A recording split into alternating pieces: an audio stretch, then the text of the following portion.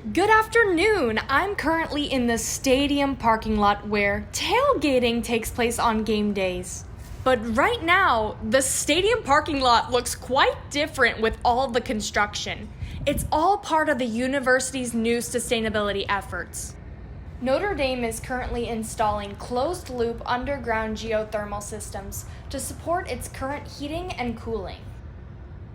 This project will provide more sustainable energy by making use of consistently cool underground temperatures that average around 50 degrees Fahrenheit year-round.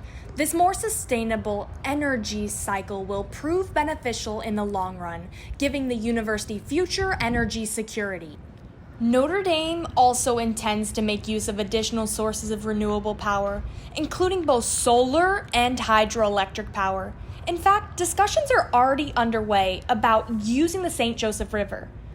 But right now, with all this wind, I think we could also make use of some wind power.